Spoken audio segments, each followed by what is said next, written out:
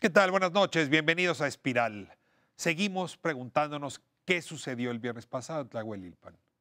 Hoy hemos invitado a Alejandro Torres, él es el reportero que dio a conocer al mundo ese video infernal del momento en que estalló la toma clandestina. También le hemos pedido a Gonzalo Monroy, a Rubén Salazar, expertos en el tema de seguridad energética, que nos ayuden a contrastar la crónica de aquel viernes con el conocimiento que tenemos en la materia. No cabe duda que el rompecabezas todavía necesita mucho esfuerzo para que encontremos las piezas faltantes, pero hoy le ofrecemos una narrativa que ayuda a comprender lo que sucedió y sobre todo a prevenir para que no vuelva a suceder una tragedia como la de Tlahuelilpan. Comenzamos.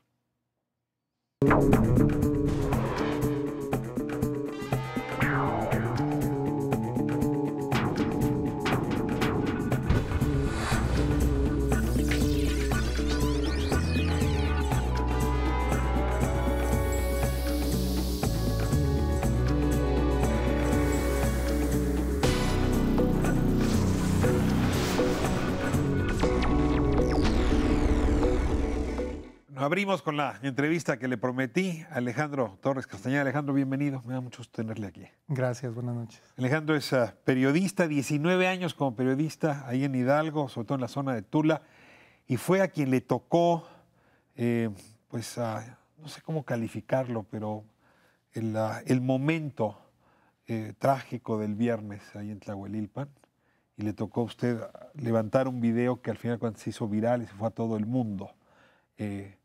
Son esos momentos que como reporteros se vuelven inolvidables, haber capturado el momento preciso. Pero esos momentos no ocurren de manera fortuita. Uno se prepara mucho tiempo atrás, siguiendo una nota, siguiendo la información, siguiendo un tema. Es que antes de que le entremos de lleno al asunto del viernes pasado, déjeme preguntarle, usted, ¿cómo se formó? ¿Cómo se hizo periodista? ¿Cómo llegó a este tema? Pues yo vivía aquí en la Ciudad de México, yo estudié en la Escuela Nacional de Artes Gráficas, entonces yo me caso y me voy a Hidalgo, mi esposa es de allá, y voy a un periódico y pido trabajo por la cuestión de fotografía. Okay. Iba como fotógrafo. Como fotógrafo, Bien, entonces no. Pero realmente allá no hay fotógrafo y periodista o reportero aparte, ¿no? Allá es reportero gráfico. Entonces así inicio. O sea, usted es una forma de decir todólogo. Exactamente. Así es en provincia, ¿no? Claro. Ya no hay otro periodista, ¿no? No se hace todo. Y así empecé en el... ¿Y en esa zona siempre, ahí en Tula y alrededores? ¿Esa es la zona donde usted ha reporteado? Es la zona que siempre he cubierto, sí. O sea, la tiene, digamos, bien tomada la temperatura. Identificada. A ver, déjeme preguntarle, ¿recuerda usted el primer momento donde vio que periodísticamente era relevante hacer una nota sobre el robo de combustible en la zona? Pues esto fue creciendo a partir de hace 10 años, ya había el huachicol, pero era como controlado. Las tomas clandestinas que se encontraban o que se decomisaban eran puras pipas.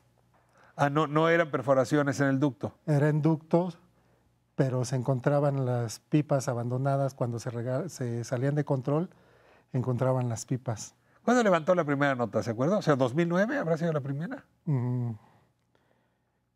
No, yo creo que fue por el 2008. 2008. Sí.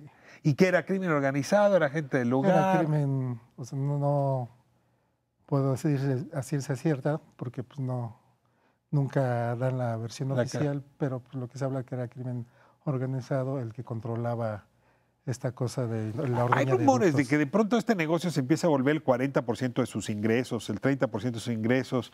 ¿Ha escuchado usted algo? Sí, realmente es un muy buen negocio, muy jugoso. Hace 4 años aproximadamente, o 5, es cuando esto como dijeron, como que se abrió el mercado para que se vendiera a granel, ¿no? Para que ya fueran a vender, a cargar su coche. Antes era con pipas lo que se encontraba, ¿no? Ahora ya se encuentran los camiones con contenedores. Esto se expandió a varias comunidades, se puede decir. A ver, lo voy a tener aquí. Cuando detecta usted las pipas, ¿en ese momento se dice que pudiera ser gente del sindicato? No. No. Por lo regular siempre las pipas tenían reporte de robo. Es lo que siempre salía en el parte informativo, que tenían parte de robo. Y nunca era una pipa de petróleo lo que se encontraba. Ahora, que empiecen ya a picar el ducto, ¿no? Que viene de la refinería, que viene de Tuxpan hacia la refinería. ¿Cuándo empieza a hacer? ¿Eso es en 2004? Que empiecen a ver que no nada más explota la venta de combustible clandestino, sino que están dañando la infraestructura de Pemex. Es como en el 2014, ya cuando se abre más el mercado, ¿no? Como que al público en general se puede decir, ¿no? Del huachicol, como que ya se acercaban camionetas a llenar sus contenedores, y es lo que se encontraba, ¿no? Camionetas con contenedores de 1000 litros. Ahora, ¿era robo de diésel, de turbocina, de gasolina o nada más de alguno de estos combustibles? Por lo regular siempre fue de gasolina y diésel. ¿Y dónde se vendía esos contenedores de 1000 litros, esos bidones? ¿Ahí mismo en la zona? En la zona. ¿O se llevaban al norte o al sur del país? No, en la zona. Yo creo que siempre se veía que pasaban los contenedores. Cuando había los operativos, se encontraban hacían un decomiso, se veían los contenedores de 1000 litros y se encontraban en pueblos de la región. Entonces quiere decir que se vendía ahí por la zona. ¿Y quién compraba? O sea, el maestro de la escuela, el padre de familia o el camionero, el transportista. ¿Quién empieza a ser el cliente normal de ese combustible? Pues realmente, pues no sé, nunca me fijé quién fuera a comprar eso. Se hablaba de la venta, pero nunca me enteré. ¿Y ni idea en cuánto se vendía? Porque por ahí dicen que a 8 pesos litro, que a 7 pesos litro. Usted no tiene información de cuánto. Pues el grupo luego de gente en la sociedad pues se cotorreaba, ¿no? No, mejor voy llega uno a la gasolinera y ve el precio y dice, no, pues voy por la de 10 litros, ¿no? Por la de 10 pesos, perdón. No se usa el término huachicol, ¿va? Ahí. Sí. ¿Allá se usaba? ¿Vamos por huachicol? Sí. Sí, pero siempre voy por la de 10 pesos, ¿no? ¿Y eso qué? ¿Es en casa del primo, en una bodega, junto al contenedor? Pues realmente no sé dónde ¿Y empieza a ser costumbre en toda la zona? En toda la zona. O sea, deme más o menos los municipios donde esto ocurre. O sea, Tlaltehuilpan, obviamente, Tlahuelilpan, Mixquiahuala, Tula, Atotonilco de Tula, Tlaxcuapan y Mixquiahuala. Tezontepec también. Tezontepec es una zona pegada a Tepetitlán. A ver lo que le decía. Esto es pegado al valle del Mezquital, correcto. ¿verdad? Esto es abajo del Cerro del Águila. Se puede digamos. resumir en la región de Tulatepec. Sí. Ahora, en algún momento, ¿ustedes registran que esas picaduras pueden volverse peligrosas? Sí, a ver, se lo voy a plantear como alguien que vive lejos de ese ducto. Llega uno a la gasolinera y dicen apaga el celular porque puede provocar una chispa. Si está cerca uno de un ducto que está picado, pues hay riesgo. En algún momento esos riesgos se empiezan a conversar, son preocupación de los reporteros. Claro, más cuando se salen de control como esta ocasión, porque ya hubo ocasiones donde está la fuente muy grande. Antes de esta ya le había tocado ver una fuente de ese tamaño. A ver, cuénteme. Ya,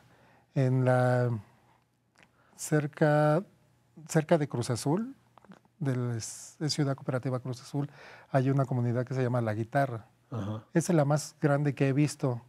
¿Más que esta? Esta tenía 9 metros de altura, más o menos. Sí, más se veía a kilómetros. Se veía a kilómetros la fuente y la gente nunca se acercó. Ahí nadie fue a robar. No. Incluso esa llegó a durar hasta 2 días abierta esa toma. Pero a ver, ¿usted entiende esto? De entrada, quien va y roba, pues pica y luego administra ese líquido. ¿Por qué se saldría de control una toma? Y le hago de una vez la pregunta, ¿y por qué la autoridad en ese momento cierra el ducto o no es posible cerrar el ducto? Pues sí es posible, tienen sus válvulas de paso cerca y la tienen que cerrar. Se supone que dejan que salga que el producto que sigue saliendo después del reporte es porque ya cerraron la válvula y tienen que dejar salir todo ese.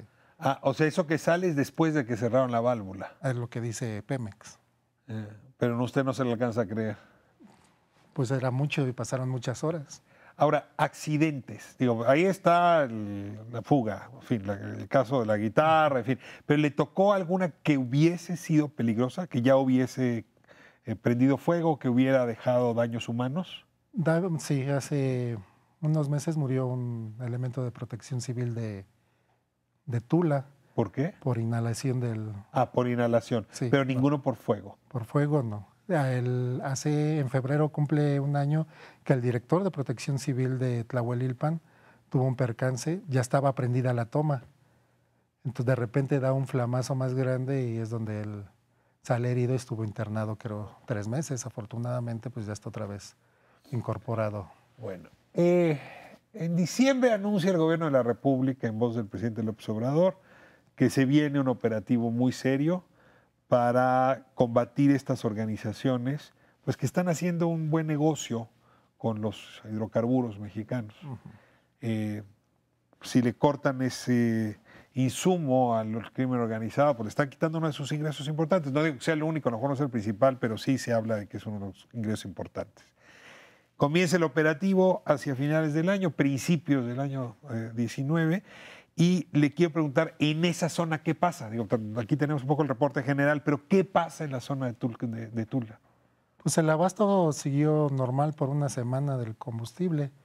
Se empezó a ver un poco más la presencia del ejército, la policía. Sí, se vio, recorriendo el ducto. Pues nada más se veía en puntos, ¿no? Yo creo que estratégicos, la Policía Federal subió el número de elementos, pero el suministro en las gasolineras siguió normal por una... Ahora, una semana antes hay un enfrentamiento de soldados con pobladores. A ver, cuénteme, ¿le tocó reportar ese encuentro? No, ese no fue. Pero a ver, ¿qué información tiene de ese? Es que habían retenido a 3 elementos pobladores de una comunidad. ¿Qué se llama? Tepetitlán. Ah, de Tepetitlán. Ajá. Okay. Tuvieron que entrar a las negociaciones y los liberaron. O sea, detuvieron soldados. Soldados. No hubo heridos. Un soldado. Lastimado. Sí. O sea que sí había presencia de red organizada violenta. Eso es lo que aparenta. Ajá. Bueno, viernes de la semana pasada. ¿A qué hora se enteró usted que había una fuga allí en Tlahuelilpan? De la fuga, estábamos un grupo de periodistas comiendo alrededor de las 2 de la tarde. Ajá. A esa hora ya sabíamos. ¿Comiendo dónde? En el centro de Tula. Okay. ¿Estaba descansando o ya estaba Estábamos trabajando, pero estábamos comiendo. Sí. Nos enteramos a las 2 de la tarde que había una fuga. Seguimos normal, por lo regular. Sabemos que Petróleos Mexicanos es el último en llegar. ¿El último en enterarse o el último en llegar? Pues a veces sí, suele suceder. No es con esta administración, eso es tradición. No, con la anterior. Entonces, seguimos comiendo tranquilos. Ya después terminamos de comer y nos fuimos a buscar la toma. Primero se había reportado en una comunidad que se llama Ulapa. Fuimos a esa comunidad y no había nada. Se llama San Primitivo, ¿verdad? La comunidad. Sí, ahí de Tlahuelilpan. Ulapa es de Tepetitlán, de Tetepango. Ya. Es donde nos los habían reportado y fuimos a buscarla. Nada, dimos la vuelta por el municipio de Ajacúbat. Ya cuando llegamos a Tetepango, ya nos empiezan a avisar dónde estaba ya. Esto es 4 de la tarde. Alrededor de las 5 de la tarde ya. O sea, la fuga empieza a las 2. A la hora que nos enteramos. O sea, que pudo haber empezado a la 1 o a las 12. Hay pobladores que refieren que desde las 12 ya la habían. Ya estaba. Ya la habían visto. En menor cantidad, ¿verdad? ¿Cómo ocurre? ¿Empieza a salir el borbotón y de pronto se abre el hoyo o alguien le abre más fuerte? Pues en sí no sé cómo funciona eso. Yo cuando he llegado y he visto las tomas que ya han localizado, se ve como una válvula que sale del tubo principal y sale una manguera. Ajá. Que recorre hasta otra zona. Por lo regular no llenan sus contenedores o su pipa, lo que lleven, donde está el ducto. Entonces abren la toma, meten la manguera y de ahí se llevan. De ahí se la llevan. Ahora, ¿cómo puede ocurrir que de pronto esto se vuelve un geyser? Una fuente. Que se mueva la manguera. No, que se mueva la abrazadera. Es como una abrazadera. Ajá. Que le meten tiene la válvula.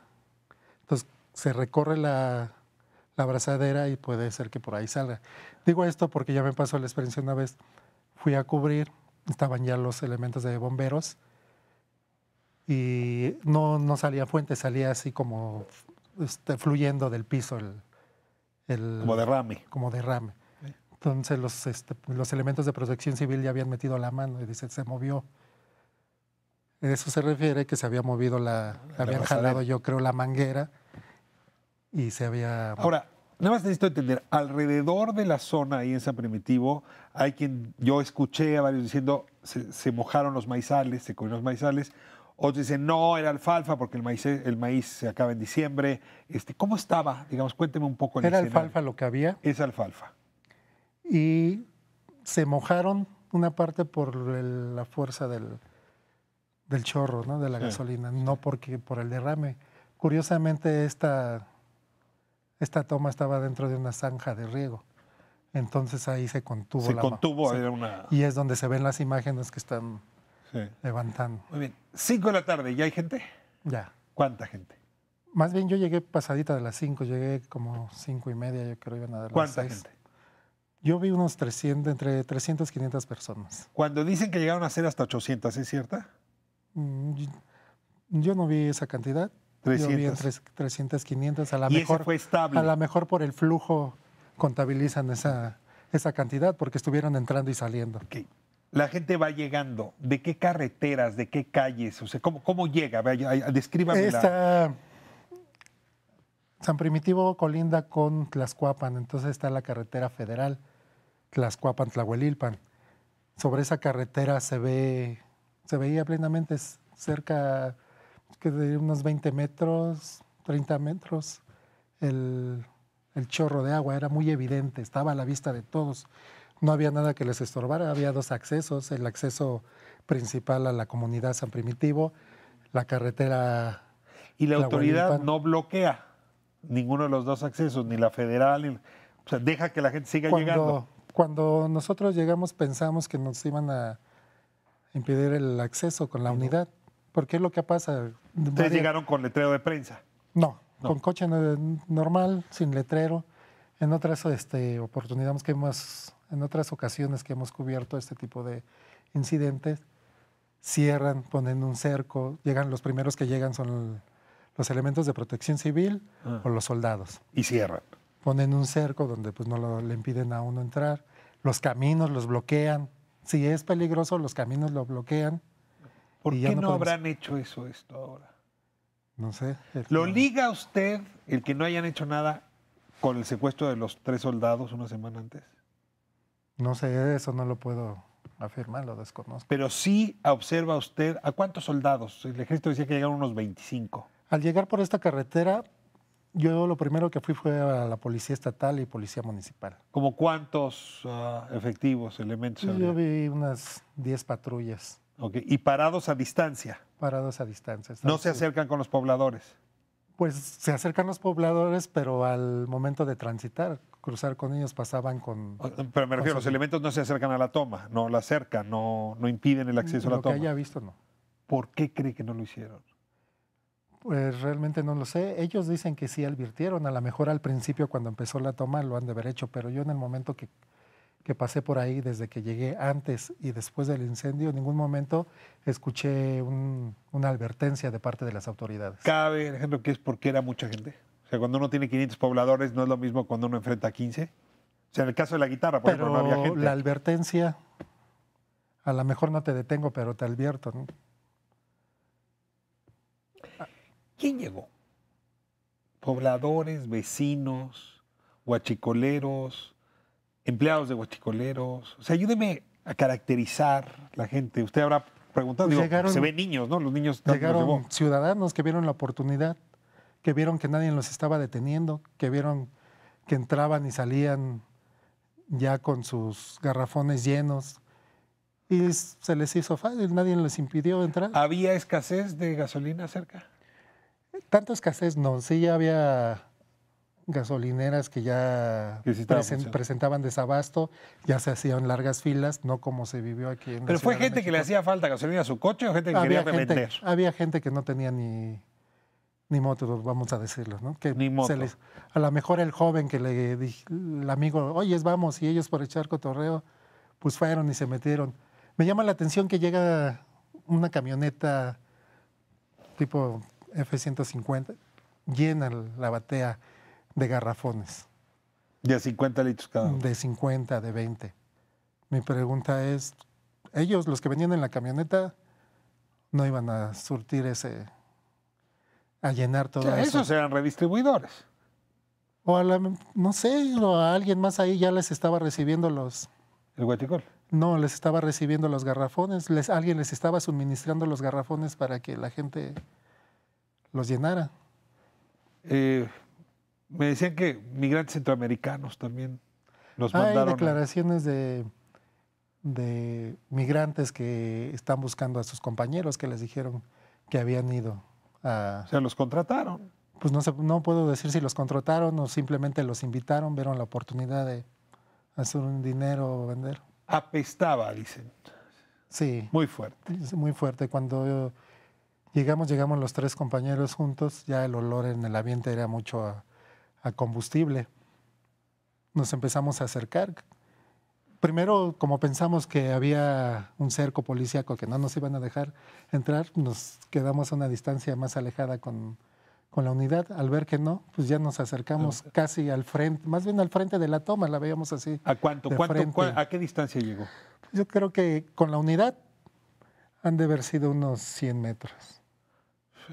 ¿Entrevistó a alguna de las gentes ahí en el momento? No. No, nada más estaba levantando imágenes. ¿Qué llevaba? ¿Un celular? ¿Qué llevaba? Por lo regular en ese momento uno trata de pasar desapercibido lo más posible porque se puede molestar la gente al estar grabada, pues saber. ¿Pero sí llevaba teléfono? Ahí todavía no graba nada.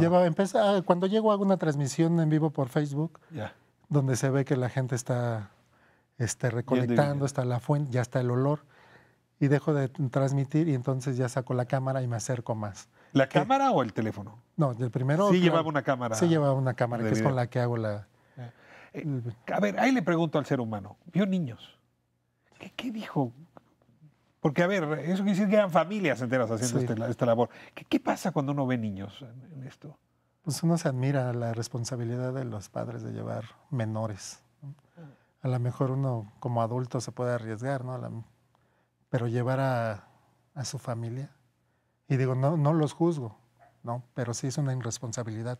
¿Nadie ahí se imaginaba que eso podía estallar? La verdad ya lo esperábamos. Desde que llegamos en el ambiente pensamos, aquí va a pasar algo. A ver, ¿eso se siente? ¿Aquí va a pasar algo? Yo creo que en ese momento lo sentimos. Era ya tanto el olor, la euforia que había como adentro, de fiesta, como día de San Juan. Sí, había una euforia que era sorprendente, además, porque de tanto tiempo aguantando ahí, adentro del chorro, nosotros el ratito que acabamos de llegar, ya nos sentíamos mal, ya teníamos ascos, y fue cuando la primera vez nos salimos porque estábamos más cerca. ¿Está diciendo que hay una suerte de efecto de droga cuando uno está respirando ese ambiente que podría haber alterado adrenalina y generado un ánimo particular? Pues no lo puedo decir así porque no me ha pasado. Yo lo que sentí, los efectos eran de asco cuando me salí de los campos la primera vez que me acerqué. ¿Y estaba regado el piso? ¿Se alcanzaba a ver el combustible alrededor de la toma? No. El combustible, repito, se mantuvo en la zanja. Ahora, usted está grabando en el momento que estalla. Nárreme ese momento. O sea, estos son 7:20 más o menos. No, iban a dar las 7, me parece. Iban a dar las 7, porque está la luz yéndose. Casi su primera toma tiene luz y luego ya no tiene luz. Exactamente. A ver, van a dar las 7. Le rodeo. Cuando empiezo a hacer la primera toma donde está la gente eufórica en fiesta, me salgo de ahí y le rodeo, regreso al camino principal, que es la carretera, y entro por el camino principal, ahora de la comunidad. Yo empiezo a ver soldados, varios elementos de la policía estatal y federal. Trato de no grabar así de lleno, sino con la cámara baja, porque pues, la gente luego se molesta. Entonces, ¿y graba ahí a los soldados? ¿Cuántos soldados habría ahí en ese momento? Pues yo creo unos 50 elementos. ¿No se acercan? ¿La policía no se acerca? Se revuelve entre soldados y gente. Empieza a pasar la gente con sus garrafones, había botellones de agua. ¿Y qué hacen los soldados? Nada, los ven pasar. Nada más, los saludan. No, nada. Así, nada. Se pasan como si nada. Se los echan a sus coches, se van. pasan en Y de motos. repente oye el tronido. Ahí veo un grupo mayor que veo que ingresa por el camino. Primero llegamos a observar para ver si había acceso y si no nos iban a impedir entrar. Vemos que un grupo de soldados empieza a ingresar y nos metemos atrás de ellos. Si se dan cuenta, la grabación es desde abajo. Sí. Porque no queríamos llamar la atención que estábamos grabando, pero sí se veía cómo la gente iba y venía y los soldados igual caminaban junto a ellos. Fue cuando ya nos íbamos acercando a la toma y da el flamazo. Ni idea qué fue lo que lo provocó. No que se estaba puede. fumando. Ya estaba oscuro, la verdad. No hay idea. Y después a no hay versiones de qué lo pudo haber provocado. ¿No ha escuchado usted alguna versión? Yo veo, en las imágenes también se pueden apreciar, que corre la lumbre desde el camino, viéndolo de frente, desde el lado izquierdo. O sea, se prende a la distancia. A la distancia, desde el lado izquierdo del canal, corre.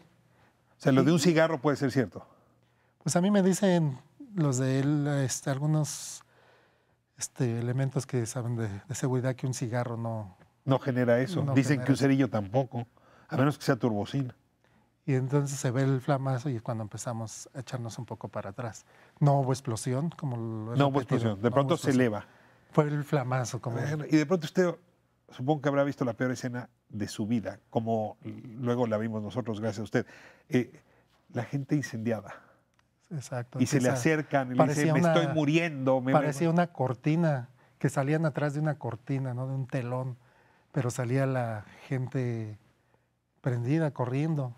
Parecía irreal, la verdad. Veo que viene una persona corriendo hacia donde estoy grabando y se avienta a un canal.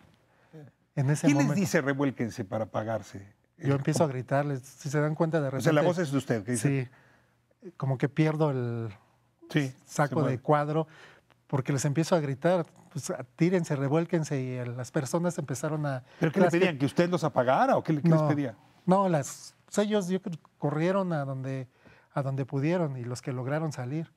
La gente que salió, que no fue alcanzada, empezó a regresar a buscar a sus familiares, a sus amigos. La gente sale y regresa a buscar. Y regresa. Y algunos ahí son víctimas también. Sí, en la desesperación de encontrar a su familia, ahí también fueron víctimas. En ese momento pasa alguien cuando todavía no bajo al campo, estoy a orilla de un canal, alguien por atrás, un señor me dice con groserías, dice, yo vi a un loco que lo prendió. Yo sigo grabando aquí y él se sigue, ya no pude enfocarlo. O sea, alguien dice, yo vi a un loco que lo prendió. Exactamente. O sea, que alguien podría haber provocado eso. Es lo que dicen. O sea, sí se requería una cantidad importante de lumbre, un cigarro no lo prende. Estaba ya acumulado en ese canal, creo que ya estaba acumulado de un lado a otro el combustible. También me llama la atención que por lo regular, cuando entra Petróleos a arreglar una fuga, pone en sus unidades lo que le llaman matachispas. ¿Qué es una matachispa? Pues le ponen en los escapes como una tela de alambre para que no saque alguna chispa y sube los gases. Y no había ninguna precaución. Estaban unidades muy cerca de la toma, entonces no había nada, ni hice la advertencia de que no entrara. Los coches seguían circulando, las motos. Voy a irme a corte, Alejandro, y voy a invitar a otros a compartir esta conversación a partir de experiencias distintas, pero antes quiero agradecerle. Creo que se requiere mucha valentía, de un trabajo profesional de reportero muy serio y mucha dignidad para poder contar esto y poderlo narrar. Hoy es usted un testigo como no hay otro. Pues a veces uno no quiere tomar este tipo de notas, este tipo de imagen, ¿no? Pero pues estuve en el momento. Claro. ¿Puede dormir? Las primeras noches, no. Vamos a corte y regresamos.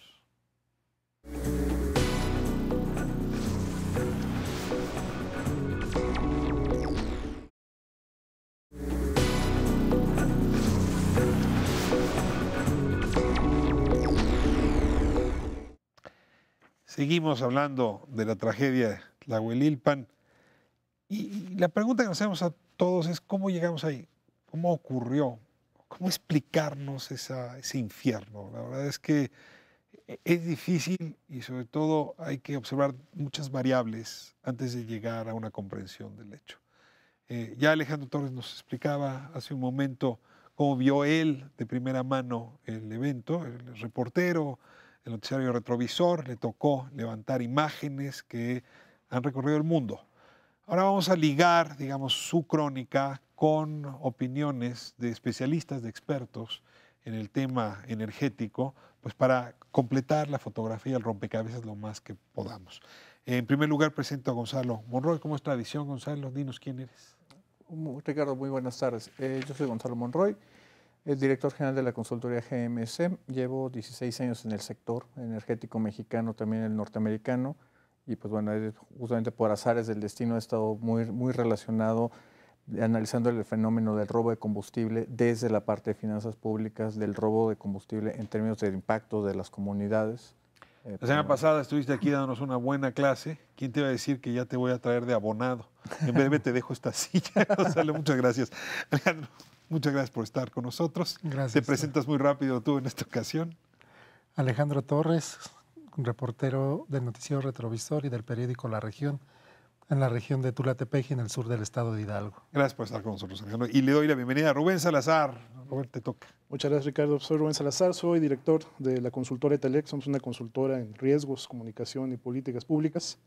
Llevamos pues alrededor ya un buen tiempo, casi 20 años, estudiando todos los temas de seguridad y conflictividad político y social que envuelven a todo este tema del sector energético, sobre todo a partir de los procesos de apertura.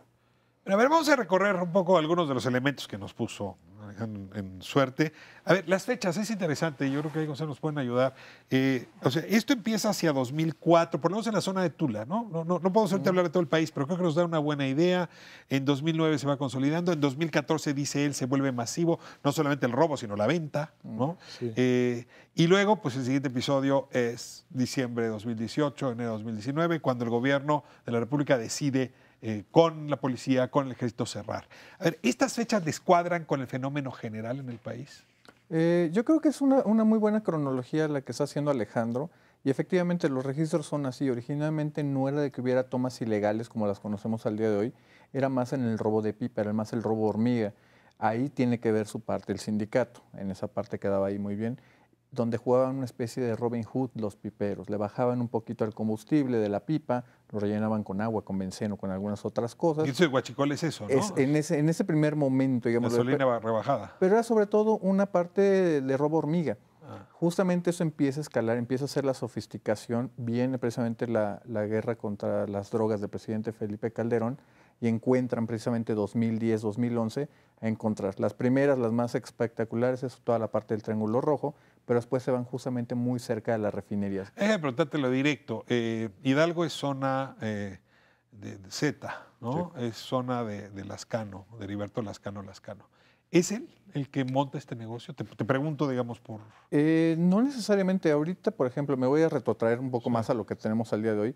Es una zona, por desgracia, que está en disputa. También, por ejemplo, el número de muertes violentas que ha habido en el Estado está relacionado precisamente por la toma de este territorio. Hay que mejor que pensarlo de esa forma. Okay. ¿Pero qué es? ¿Cártel Jalisco Nueva Generación? Contra Zetas. Contra Zetas. O sea, esa es la disputa. Exactamente. Hay algunas pequeñas cosas locales. ¿Habría que crear organizaciones que van bajo el radar, que no están ligadas a estas grandes organizaciones criminales? O, siguiendo tu argumento la vez pasada, no, ahí están las grandes organizaciones criminales y ahí operan con Funciona locales. de una forma un poco, digamos que más sencilla. Tienes un primer nivel grande, muy grande, de los que están a pie, valga la expresión. Ellos son los que agarran, recolectan, van y entregan justamente a los grandes cárteles. Y justamente muchas veces, y hay que decirlo muy claramente, no es muchas veces por voluntad propia, es porque ya están siendo amenazados, extorsionados, porque ya le mataron a algún hijo, a algún pariente y están siendo obligados a hacer todo esto. ¿En qué sabes tú? ¿Cómo opera, digamos? Déjame hablar de una empresa, la empresa criminal. No, claro. No el cártel, no la mafia. Es una empresa que recolecta, roba y luego distribuye a granel. Claro, es un negocio que asocia no solamente a bandas de la delincuencia organizada. Por delincuencia organizada no solo entran los cárteles, entran bandas de menor tamaño. Lo que nosotros vimos es que en 2016, de hecho, lanzamos un par de informes en el cual teníamos ya identificada un modus operandi de estas bandas. Al principio toman a la población como parte de estas estructuras, ya sea para labores de halconeo, para recoger el combustible, también para venderlo en mercados negros. Y en buena parte para usarla como un escudo humano. O sea, muchas de estas poblaciones también les dejaban abiertas las válvulas para que pudieran recogerlo y empiezan a conformar una campaña para diseminar la idea de que el petróleo era propiedad del pueblo y que tenían que robarlo porque era bueno. Esto afecta muchísimo porque a la postre y en ese mismo año le advertimos al gobierno, lo advertimos en muchos medios de comunicación, estas bandas se les salen compuestas por la propia población local a los ductos, se les salen de control a los cárteles. Entonces empieza a haber ajustes de cuentas de los cárteles hacia estas bandas. Actualmente yo te podría decir que incluso entre estas bandas que ya están integradas por familias y por poblaciones que están aledañas a los ductos, a las comunidades. Esta situación es preocupante, pero tiene un detonante muy particular. El año 2009, y se da en parte por este proceso que bien mencionaba también Gonzalo, pero hay un hecho de corrupción también que lo potencia aún más. En 2009 se entrega a los 32 gobernadores y a los más de 400 alcaldes por donde pasan los ductos de Pemex el Atlas de Infraestructura Estratégica. Ese era secreto de Seguridad Nacional, ¿no lo conocía? Era secreto de Seguridad Nacional. El problema no era tanto entregarles el trazado de los ductos. Ese Atlas de Infraestructura Estratégica lo que te puede ofrecer también es qué hay por encima de los derechos de vía. Si hay casas, si hay bodegas. ¿Qué hicieron estas bandas? Empezaron a comprar talleres, empezaron a comprar esos predios, construyeron también edificaciones para desde ahí camuflar la actividad del robo.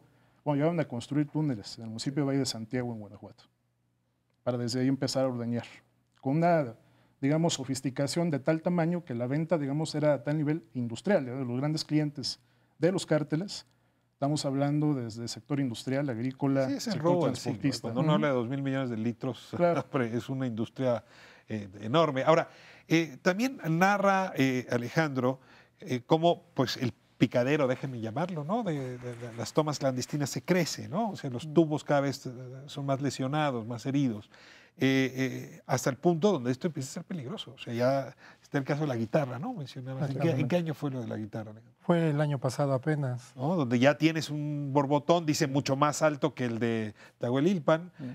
A ver, ahí ya entramos en otra fase. O sea, no nomás hay robo, se están generando momentos de riesgo. Pues sí, un problema de la estrategia actual, y ahí sí la crítica que yo haría, fue haber tomado la decisión de cerrar los ductos. Antes de que nada más atrás, con Peña Nieto. Con Peña Nieto. O sea, con Peña Nieto es el que descubrió. Sí. Yo recuerdo en 2017, cuando el gasolinazo, ahí Peña también empieza a prestar atención a este asunto. Con Peña Nieto el problema fue la propia reforma energética. ¿Qué ocurre? Como empiezan precisamente a propagar esta campaña de comunicación los cárteles, el petróleo es propiedad del pueblo. Exacto. Llega la reforma energética y de alguna manera el propio gobierno, al no combatir a estas bandas, autosabotea la misma. Yo te podría decir que debido a esta situación, incluso todo lo que tiene que ver con la apertura del sector, no solo en extracción y producción petrolera, sino todo lo que tiene que ver con la cadena de logística, va a tener una participación privada, la verdad, muy baja. Apenas habrá por lo menos lo que es la capacidad de almacenamiento, un 2.5% entregado a privados, que es una empresa estadounidense, y opera en el noroeste, que es una zona menos problemática. De las 5 temporadas abiertas de sistemas de ductos, 3 quedaron desiertas por esta misma razón. Entonces, esta situación te habla realmente de la necesidad que tenemos de reforzar la seguridad de la infraestructura de Pemex antes de tomar otras decisiones. Ahora, el ejército ya estaba cuidando los ductos. Ahora, cuéntenme un poco la historia del ejército, porque sabemos que una semana antes ya habían ido ahí a apretarles el pescuezo y el ejército no fue agredido, detuvieron a 3. A 3 estuvieron retenidos. No, casi los linchan. Entonces, sí me interesa saber cómo enfrentó el Estado mexicano en la transición entre Peña Nieto y López Obrador esto que tú llamas la seguridad de los ductos. Lo que pasa es que lo que dice Rubén es una construcción sobre todo de largo plazo. Y esto no se gestó apenas de hace un año, de hace 2 años. Lo platicábamos la semana pasada. Las tomas originales, este robo hormiga al que me refería en un principio, data de los años 40, 50, donde verdaderamente explota precisamente a los niveles que estamos viendo hoy, es el punto de quiebre de 2008-2009 que empieza justamente sin control. Lo dice y hace un perfecto diagnóstico Rubén con respecto a cómo se empiezan a tener esta especie de... Porque aparte esas bandas locales, las chicas empiezan a pagarle tributo a las grandes bandas y les permiten operar. De ahí es justamente donde los cárteles se lavan las manos, digámoslo de esta forma. Y hay que poner un punto fundamental, por ejemplo, con la diferencia de lo que pasó en la guitarra. Las tomas más sofisticadas que vemos al día de hoy, ya no hay esa pérdida de hidrocarburo. Lo hice muy bien y el diagnóstico es claro y yo es a lo que me refería, a lo mejor no con tanto detalle la semana pasada. Ya estaban puestas bodegas grandes sobre el mismo pipa, conectado a un tanque, se rellenaba y de ahí estaba pasando como si fuera una empresa de distribución. Por el mismo Te tráfico. apropias un pedazo del ducto y ahí lo desvías. Y hay algunas que están incluso aquí cerca, en La Naranja, en Azcapotzalco, de ese mismo ducto. El problema, y creo que todos vamos a coincidir, es justamente el rol del Estado en términos de seguridad nacional. Ya advertíamos desde hace buen tiempo de que no nos van a alcanzar los militares para cuidar las instalaciones. Aún con una Guardia Nacional no nos van a alcanzar. El nivel de sofisticación, de sadismo incluso que manejan, que rivaliza el poder de fuego del Estado. Yo te escucho y coincides en algo. ¿Estás escéptico de que esto se vaya a resolver?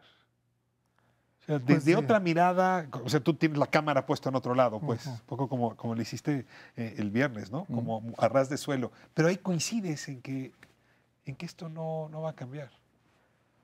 Pues no, así con las estrategias yo creo que ahorita están manejando, no veo que sea la solución, al contrario se está agravando, ¿no? En cuestión de violencia. Pero ¿qué dirías tú de la estrategia que te parece inadecuado? Haber cerrado los ductos, haber mandado al ejército, haber combatido el robo de combustible. O sea, ¿cuál es el error? Las tomas que se han salido ahorita de control, que siempre hay fugas, siempre son las mismas. Entonces tuvo que empezar por ahí, porque hoy en la conferencia de prensa el presidente municipal de Tlahuelilpan dice que ha visto... Pedro Cruz Frías dice que ha visto cuando reparan los trabajadores de Pemex las toman y que pareciera que se las dejan listas para que otra vez volvieran a conectarse. Sí. ¿No? Entonces yo creo que era primero solucionar el problema de seguridad para después... A ver, Rubén está diciendo casi lo mismo que tú. Primero recorres las tomas, cuidas la seguridad y luego cierras los ductos, no al revés. Porque incluso eso pudo haber provocado que la propia población, los problemas de abasto que generó esta estrategia, se fueran a surtir, ¿no? En vías ilegales. Eso también es parte, ¿no? Y vamos a hablar del viernes trágico, ¿les parece? Para tratar de entender cómo ocurrió eso. Porque una cosa es el fenómeno del robo de combustible y otra cosa son 95 seres humanos arrojados al infierno. Vamos a corte y regresamos.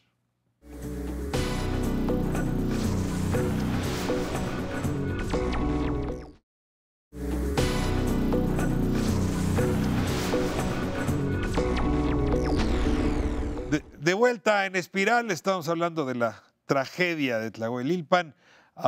Me sorprende un poco la información que Alejandro y ustedes están proponiendo, y es que esas tomas clandestinas no eran nuevas. O sea, ya habían sido sangradas antes, ya se sabía que estaban ahí, el presidente municipal lo sabía, probablemente las fuerzas de seguridad pública. Déjame poner dos temas que son puntuales y los cuales tenemos información, y alguna es pública, no toda. Primero, ese mismo segmento del ducto, en apenas octubre pasado, Pemex lo había reparado. Ahorita, por ejemplo, las primeras informaciones de campo que se han recopilado indican de que lo primero que fue, y en una muy mala explicación de la secretaria Nale, fue que con la represurización del ducto botó básicamente el tapón, a falta de mejor palabra, de esto que había tenido. Ese es el primer chorro que se genera. O sea, no es que alguien fue y abrió el viernes, sino que primero se botó por la presión. Y hay un punto esencial que quizá todos lo estamos viendo. ¿Coincides tú con Ale? Sí. Eso es cierto. Sí, esa parte sí. Ella lo explicó muy mal, pero eso es lo que habían pasó. Bajado el nivel de presión para volver a surtir en el país. Exactamente. Le suben la presión y eso avienta el tapón. Y lo bota. Okay. Pero hay un punto esencial de aquí que está a la vista de todos y que nadie lo cuestionamos. ¿Por qué estaba abierto el ducto?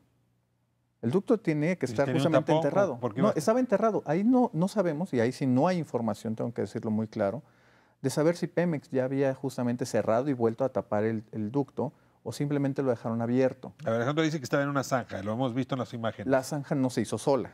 Exacto. Mi punto esencial es Pemex lo tapó o no lo había tapado. Es el sistema de riego que tienen ahí para las parcelas, que son las zanjas. Me llama la atención que esté adentro de una zanja Por lo regular las fugas se ve cómo sale de entre la tierra, están enterradas y se riega, se esparce en los campos.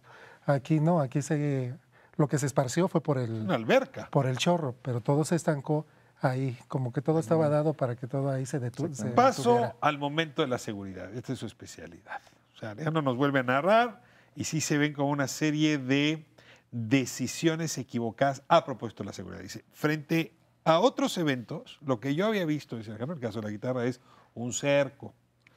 Vemos que evitan la chispa, ¿cómo dijiste? Le ponen matachispas. Le ponen el matachispas para que los escapes de los motores no vayan a encender, ¿no? Se ve que no se deja pasar a la gente, ¿no? Se previene. Entran los trabajadores de Pemex, quizás siempre con retraso, dice que son los últimos que se enteran. Pero bueno, hay inmediatamente un dispositivo de seguridad que en esta ocasión ninguno de esos elementos del protocolo informal, Exacto, si me permiten llamarlo así, opera. ¿Por qué? Se evacúa, además en otras ocasiones se evacúa a la gente a la población cercana. En esta ocasión, si no puedo de todos modos contener a los que ya están entrando, había población al lado, nunca hubo la evacuación. Exactamente. Ahora, dice además que como reportero él ya sentía que eso iba a reventar. Hombre, si uno es autoridad de protección civil, tiene todavía más sofisticación para saber. Claro. A ver, ¿qué pasa con ese protocolo informal? ¿Qué hubieran...? Hubo muchísimas fallas en términos de los protocolos de protección civil de propio Pemex, la parte de que le siguió la presión del ducto horas después de haber sido detectada. No la bajaron. Fuga, no la habían bajado. ¿Y se puede bajar de inmediato? Sí se puede bajar por las válvulas. Pero lo que dice Alejandro es que sí la cierran las válvulas, pero que todavía hay combustible en medio. Bueno, es lo que dice Pemex. La válvula anterior está a 2 kilómetros arriba. No es tanta la distancia, no para 2 horas, no para la presión que de pronto nos genera un geyser. Pero son 2 horas oficial, ¿no? Exactamente. Porque ahí hay un hueco también de información que nos ha cambiado el propio gobierno de 2 líneas de tiempo bastante diferentes. Perdón, ¿podrían ser más explícitos? Sí, en un principio se reporta la fuga precisamente a las 4 de la tarde y la explosión viene casi a las 7. Dicen que a las 12 ya estaba. Y hay algunos reportes exactamente que los planea desde las 12, el primer reporte de población al centro de Pemex. Y los señores se enteran a las 2 de la tarde mientras están Protección comiendo. Protección Civil de Tlahuelilpan avisa a Pemex cuando hay un chorrito. Y Protección Civil y Pemex no llegó. Esto se fue acrecentando.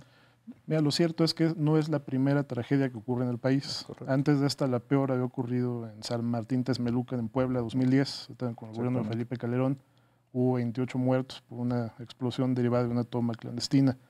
¿En dónde nos sitúa esta tragedia? Pues en un lugar, la verdad, muy malo para el país, porque finalmente toda la información que ha venido proveyendo el gobierno en relación a Pemex, a lo que ha venido ocurriendo después de la tragedia, el presidente López Obrador habló incluso de la antigüedad de los ductos, ¿no? Como no sé en qué sentido metiendo ese tema en este momento, pero lo cierto es que la tragedia que ocurre en México está ya ubicada como la 5ª peor tragedia en el mundo, derivada de sabotajes por tomas clandestinas. En la historia. Solo por debajo de 4 que ocurrieron en Nigeria, no, desde el año 2000. Exacto. A ver, pero déjame ir de nuevo.